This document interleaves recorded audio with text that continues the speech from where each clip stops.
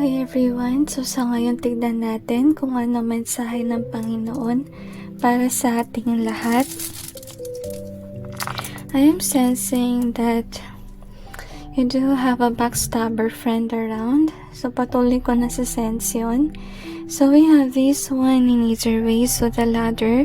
So marahil yung tao na yun, ini-stop niya yung progreso mo with regards sa iyong career. And then we also have this one. I'm sensing na yung tao na yun, miyembro siya ng isang grupo na mga hindi mabubuti. Okay, and with this one in either way, I'm sensing na nagpapanggap itong tao na to na mabuti. But yet, this person is definitely deceitful. But I also sense na magnanakaw siya. But maybe this person still energies or so ever. So we have the friend zone in reverse. Some of you guys are still friends. Close in reverse. So you didn't close yet the friendship. So we have the time in either way. Feeling ko siya talaga yung hadlang bakit yung time mo talaga hindi pa dumarating. Okay, yung time mo na umasenso. Kasi you're dealing with the wrong person. So we have this cherish. Because you cherish friendship. Kaya until now, friends pa rin kayo with this person. So we have the diamond in either way. We also have the sun in either way. Yung sun kasi happiness yan. Sorry, nalo ko yata. Yung sun kasi happiness. Yung ibig sabihin yan, it's in either way. Meaning sa life mo, parang ano siya on and off na masaya at hindi. I feel na may pagka-moody ka rin. Maybe dahil din sa mga nangyayari sa inyong buhay. Kaya ito ay nangyayari. We have the me in either way. So, kaya to nangyari guys, kasi hindi lang naman ikaw yung iniisip mo, kundi marami kayong nasikaso ng mga bagay-bagay at naguguluhan ka talaga sa iyong buhay. That's why maybe you let this person stay in your life kasi you think that you need this person. But honestly, whomever this is somebody na hindi mo talaga mapagkakatiwalaan. Okay, maganang yung loob mo sa kanya kasi many years na kayong magkaibigan. I hope that you may find realization din. Kasi I feel na some of you hirap kang i-let go talaga. Kaya until now, this person is in your life. I think that what you need to do here is tignan mo yung yugto ng buhay mo at saka observe mo na rin yung mga bagay na binigay ng taong ito sa inyo and see if ever there is negativity sa mga items. Kasi kung siya ay nagka-curse, malamang yung binibigay niya sa inyong mga item, may curse yan. And if it's really causing negativity or even drainage with regards sa money, then it's a sign already na na-curse yung item na binibigay niya. So, wag basta-basta magfo-fold and tsaka tingnan mo na rin yung red flags with regards to this person.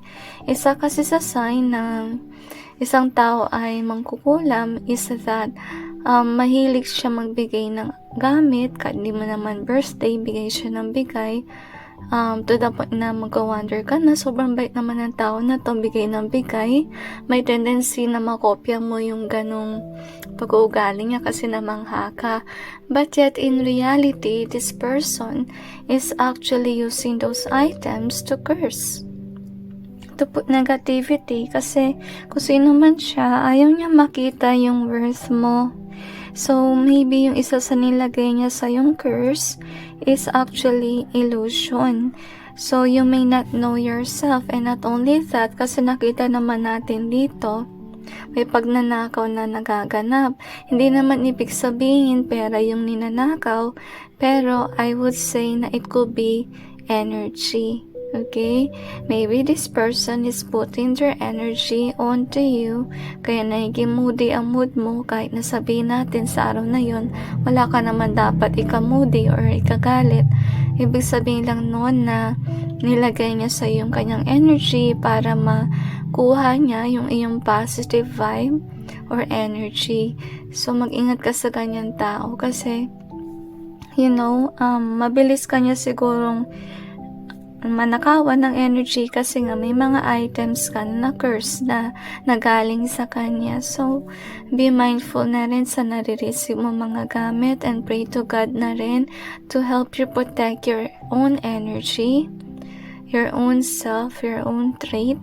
Huwag yung paintulutan na yung tao na to, basta na lang kunin yung iyong energy at i-transfer yung energy niya sa inyo. Kasi hindi rin maganda yon dahil, maybe for many years, naranasan mo na to the point na hindi mo nakilala yung tunay mong sarili.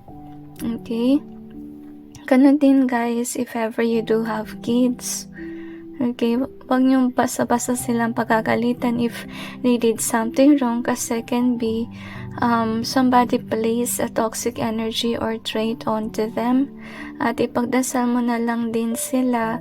Araw-araw niyo dapat itong gawin na ipagdasal mo to protect your energies and not permit it to be stolen.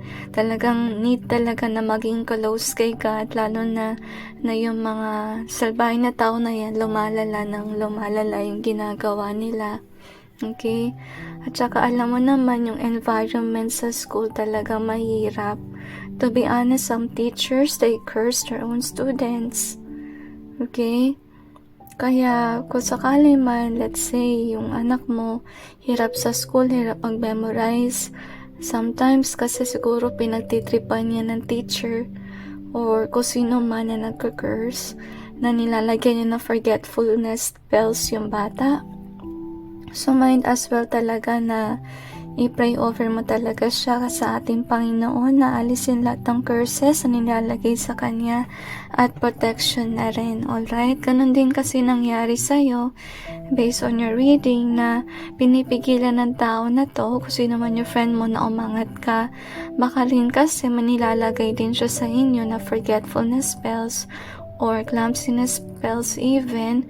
At, dahil doon, nahirapan ka mag-work, lalo na pag negosyo mo siguro is about art.